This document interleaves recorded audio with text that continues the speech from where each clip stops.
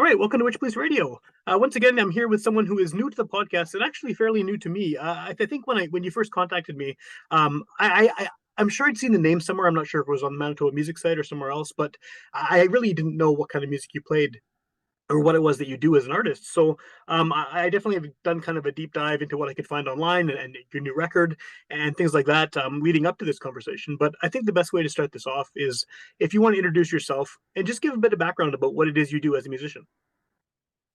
Okay, yeah. So I'm Karen Hammarstrand, and I came into the music scene later than 99% of people, I suppose. Yeah, I had a whole life before it, and I woke up one morning with a song in my head, lyrics and music, and I went to at that time back in 2008. There was a group called Manitoba Songwriter Circle, and I attended one of their song circles, and took 10 copies of my lyrics and sang it a cappella for them. I was terrified, totally, but I got really good feedback, and I was totally hooked. Like, I couldn't sleep that night. I was so excited about it, so I just sort of continued with that. Oh, for a few years, probably 5 years anyway, and got to play out. Like, as a group, they played out too. They had used the folk festival building to host, talent nights and that sort of thing, and just membership nights. And so, you got to get out there and put your stuff out there, and made it seem like it could happen. And, it's something I could do, and I really enjoyed it. And yeah, I've just not looked back. I've taken pauses, bigger pauses, but, yeah, I just really enjoy it. Well, I was gonna that whole idea of just sort of one day having a song in your mind. I mean, I think that you're right. That most people who I talk to on this show anyway, they play music because they've been doing it for decades, or they've been it's been something that's been kind of a constant since they were a teenager or whatever. How does that work? Where you just suddenly have a song? I mean, I can't imagine sort of what that must feel like to realize all of a sudden that this thing that you haven't done is something that you want to pursue. Yeah, I played, like, I sang a lot when I was younger. I took some piano lessons. We always had a piano in the house, but uh, I was kind of averse to piano lessons. I like to play by ear.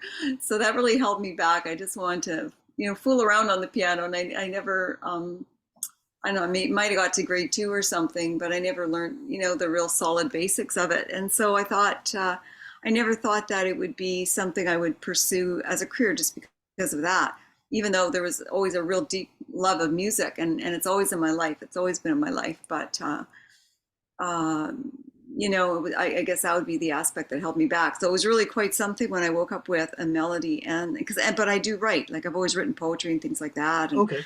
so, that wasn't a shock to me, because I really love to write. I do love to write. And I do love music, but that would come spontaneously. Yes, that was a surprise, and a lovely one. And it just has kept happening. So, and it's whatever I'm listening to and I get hooked on at the moment, is generally is what comes out, in my music, the style that I'll write that song in. So it's been quite varied, the material that I put out. Yeah. But that's fun too. So. Well, I think it's interesting too that maybe this happens to a lot of people, but you've actually gone through and pursued it and followed through and taken it to where you are now. I mean, you have music out, you've been playing shows, like you said, like it's gone from just this idea that popped into your head one day to actually following through. And I think that's probably the rare thing. I think maybe a lot of people have ideas like that to pursue something creative, but you've actually gone and gone ahead with it, which is really cool. Yeah, no, I sometimes am shocked myself that I've done all this, but I guess I like it well enough that it's really a passion. It's something like any Yeah. passion, you have to do it, and so I've just kept doing it. Well, and listening to your new album, which came out earlier this month too, it doesn't sound like you're new to this. I mean, I know you're not that new to this at this point because this has been a few years that you've been working as a musician. But I mean, you wouldn't know. Like Well, you sound like you've been doing this for a long time. So it's really an interesting, I think, a background of how you became an artist. But So what can you tell me about the record? Because it did just come out a few weeks before we're doing this interview, and that's got to be very exciting. I know you have other music that had been released before, but it seemed like there was quite a build up to this record. And yeah, what can you tell me about the album? Okay, well, Still Life, it's a bunch of songs that I've had in sort of my back pocket for a long time. They've been written anywhere from, I think one was 2011. I mean, it was a really early write of mine, and some 2013, 2016, 2022. They come from all over the place, and they're just songs I really liked, and that were meant something to me.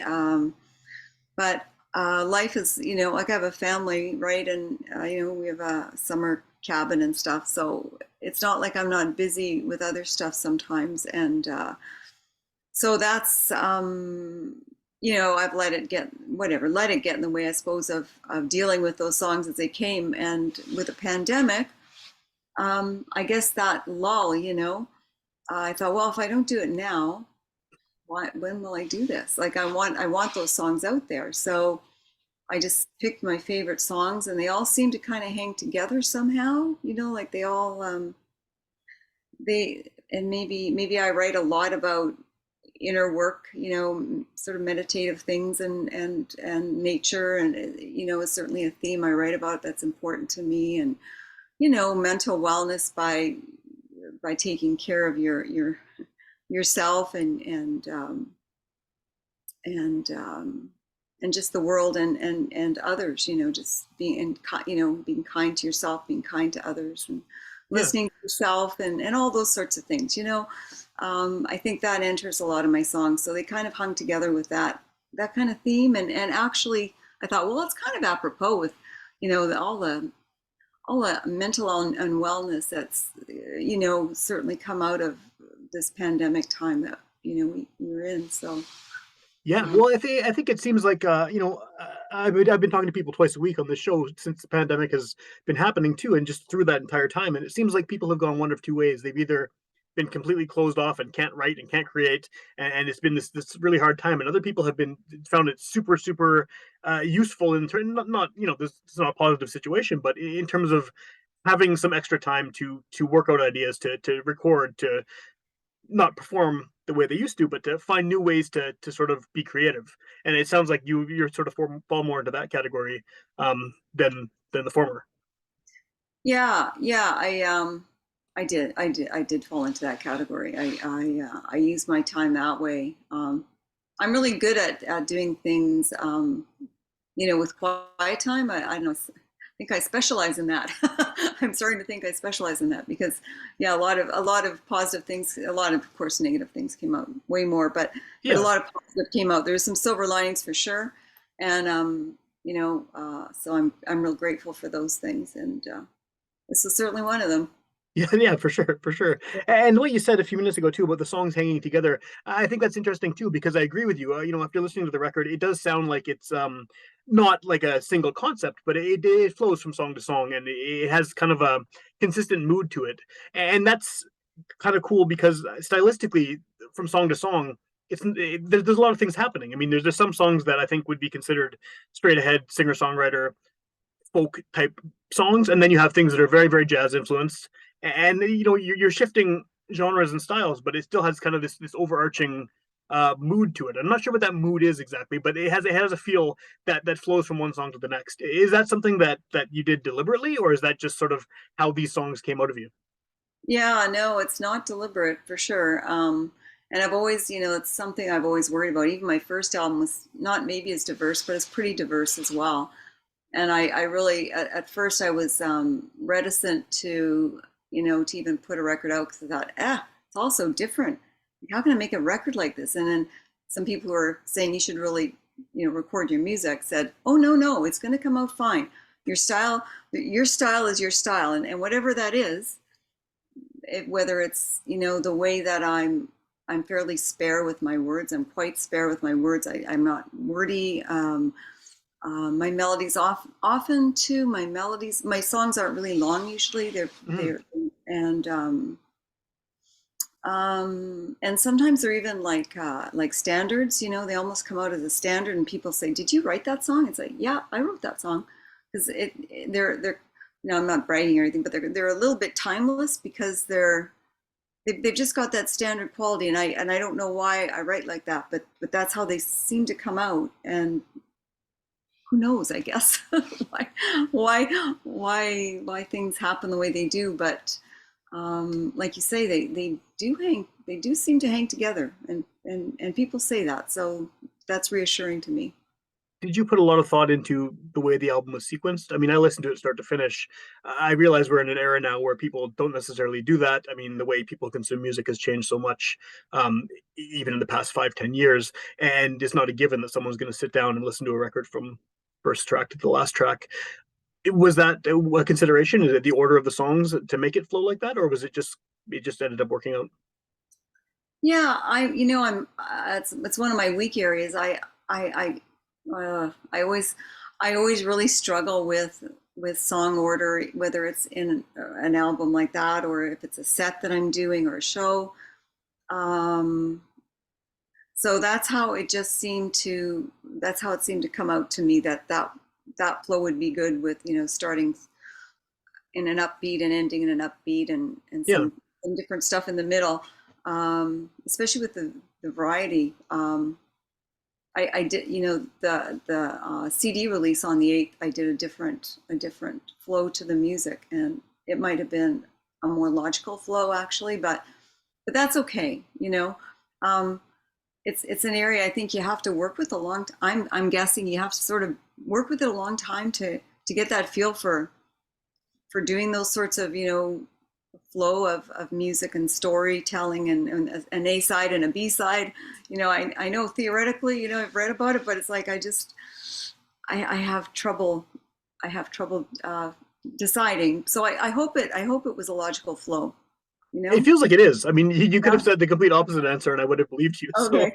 you Perfect. get you get there. Do you think at this point? I mean, now that you've been doing this for a few years, you have these two albums out. You've kind of established who you are as an artist. Do you think that you have an idea of sort of where you fit in within the larger local music scene? Because there's so, I mean, it's so big. There's so diverse. So many different styles of music. So many bands. So many solo artists. Have you sort of found your space within the music scene? Um, I hmm, no, I don't know that I have. I don't know if yeah, no, I don't know if I have found that space. And I mean, yeah, no, I don't. Well, maybe a better I can't question say is, more than that. do you need to find that space? Like, do you think that you need to find sort of where you belong in the music scene? Or are you happy sort of being where you are and doing music the way you're doing it? And because obviously the vast majority of the bands out there are younger, and Yeah, they don't have the same other responsibilities. This could be all they do. You know what I mean? They have other things going on. So is that important for you to sort of say these are my people, this is where I belong in the scene, or are you happy just being sort of who you are and putting your music out there the way you're doing it? yeah, that's the thing. I mean, at my age, I guess, and I don't know if it's just at my age, but really putting out the music the way I want to put it out, I'm lucky I can do it. That I'm at a, I'm, there's two sides to this. I guess I'm lucky I'm at that stage where I can do that, Yeah, and will do that. And so I can put it out the way I want to. And if I draw enough people just to keep it sort of going, and it'll find its own level, it'll find its own level. Um, Opportunities come that are surprising sometimes, and it'll open me up to a new niche for it, or a new audience for it. And I find that tremendously interesting, just like opening up to different genres. I find the whole journey is interesting. You can, I have the luxury, I guess, of allowing myself to ride the wave and see where it's going to take me. I mean, if you're a working musician, you don't have that luxury, that's right. for sure. That's your job, and you've got to be very serious about it. But and I'm serious, to an extent, but I don't have to be, in that invested for sure. So I'm enjoying this journey. It takes me places that I never think I'll go, and there it is. And it's really great. what has the reception been from other artists? I mean, I think a lot of people in Winnipeg have this perception that we're all very welcoming, but in a lot of cases that's because people have known each other for decades and they've played in each other's bands, and there's definitely the music scene is very incestuous. Everyone's been involved in each other's projects over the years, and so as someone who came to this relatively sort of all of a sudden, how what has that been like for you? Have you felt it to be a welcoming community? You know, yeah, anytime I work with musicians, I felt totally welcomed. I felt completely welcomed and always invited back and always included. And, there's been a good level of respect and back and forthing on ideas. And that's what it's all about.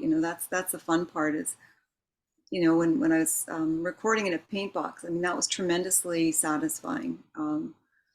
The process that they use in that studio, and these are veteran musicians, but they're very, very respectful, and of course had amazing ideas that sometimes really transform what I had, and I really appreciate that, and I enjoy the process. It's an exciting journey. It's a lot of fun, and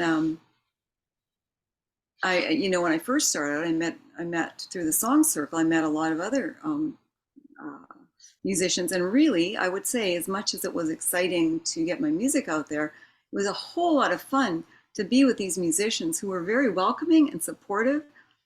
And we all played together, we all did stuff together, and we socialized together even. And I've never found anything but really good things about the community, no matter what genre it is. It's been a That big part of how much fun it is.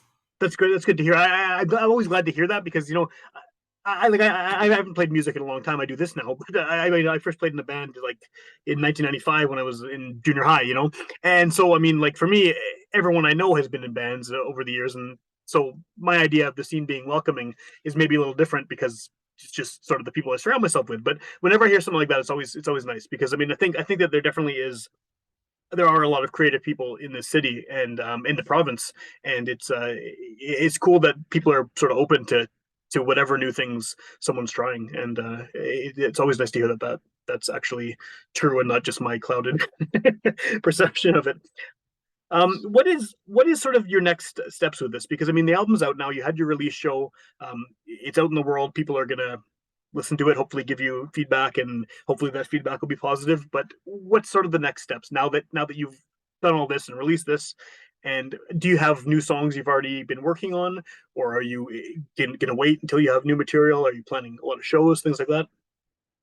Yeah, I have a few songs, but I'm really excited to do all new songs. Like I guess the pandemic started a new creative streak too, because I feel I've got so many clips on my little recorder. It's unbelievable. It's just going to be amazing to go through them all and just carve some time. It's been a really busy time in our family, just with some weddings and things like that I've been involved with, um, and I can't wait to write again. Actually, I can't wait to write. That's one of my favorite parts of it. And yeah, I'm doing some gigs. I'm lining up a few.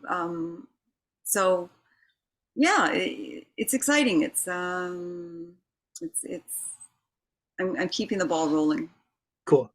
Yeah, What is the I do want to record again. So Well, part of the reason I asked that actually is because you know you've gone through the whole process of writing these songs and recording them and finally getting the album released and all this. So how old? I mean, do you feel like some of these songs are old now? Like, do you feel like you've kind of now that they're new to everyone who's hearing them, but do you feel like you've moved past them at this point? well, actually not. Actually not. Some of them are so dear to me that I thought I can't let these songs die. Like these songs have to come out. So I obviously, it became obvious to me that these were special songs. I had written them about experiences I was going through, personally, and things that I was learning, just important things about life, I guess, and I don't think they're ever going to be old to me. No, they won't. And there's some in the first album the same. They'll never be old to me, never. But I can always write new stuff. There's always That's right, yeah, around. for sure. what is this? Obviously, I wasn't at your release show. What does this look like live? Who do you perform with? How big of a group do you have when you're performing live? And how does that differ from sort of your writing process? Oh, well, when I was playing my CD release, were six players, Okay. six players, and my last CD release, I think there were 7 or 8 players. Because there's quite a few instruments on my album, Yeah. so I try to cover. You can't cover. There's no possible way to cover all of them, but I had one multi-instrumentalist, Ken Gold, who plays saxophone and flute, and he played on my album, so he was able to make it. So that was great. And then Karen Bard came and played the violin. So those 2 instruments alone added some of the punch that was really fun to have there.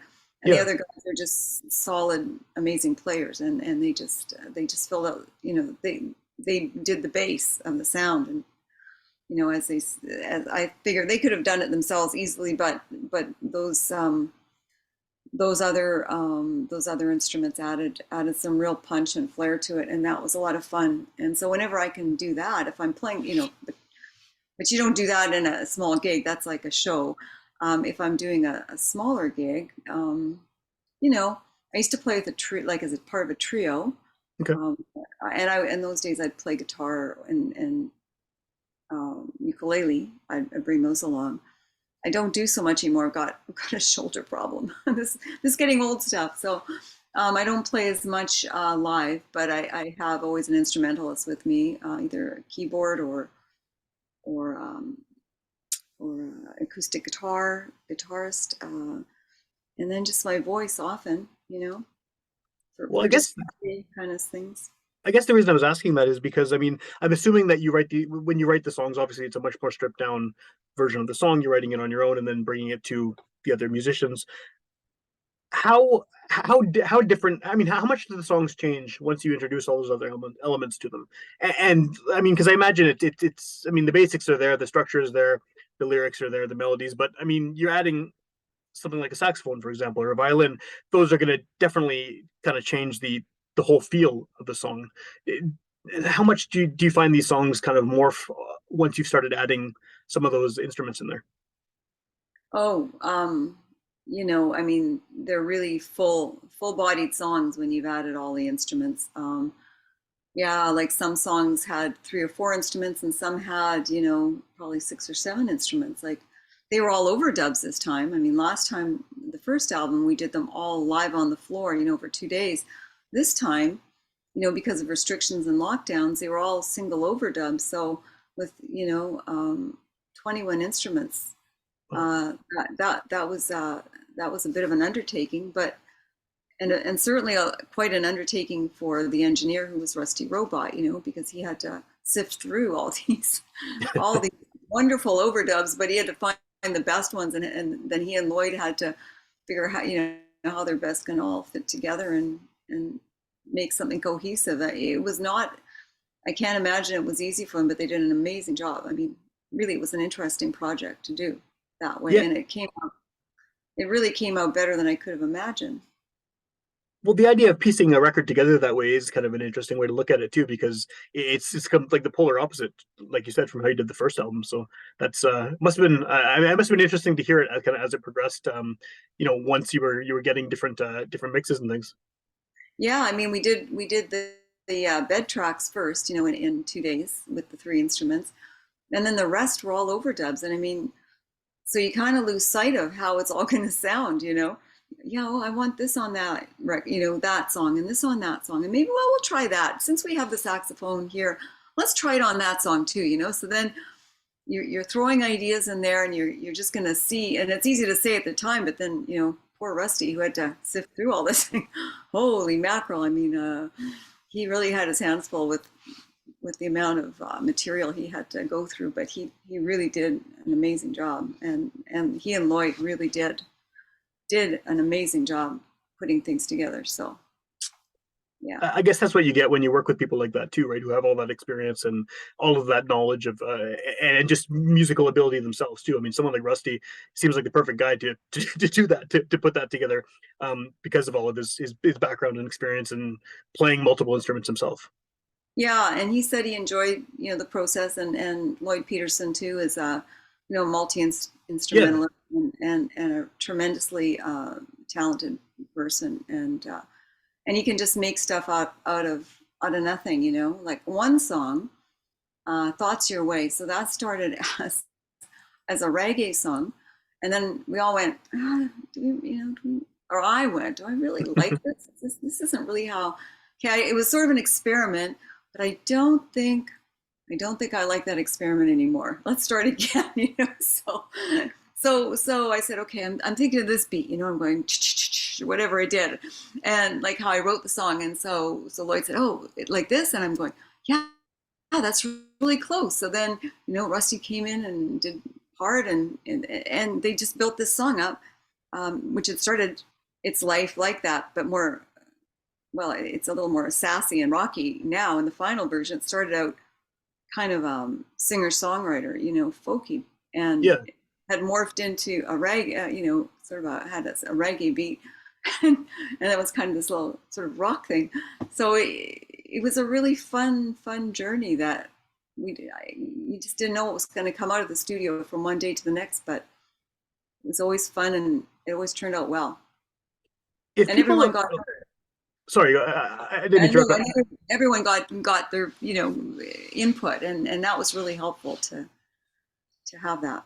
Well, it sounds like it worked. Like I said, I mean, I didn't know what to expect when I first started talking to you about this, and I listened to the record. I really liked it. I don't know how to classify it. I think that's part of the whole what genre is it, which doesn't even matter. I mean, it's your music, whatever you want to call it.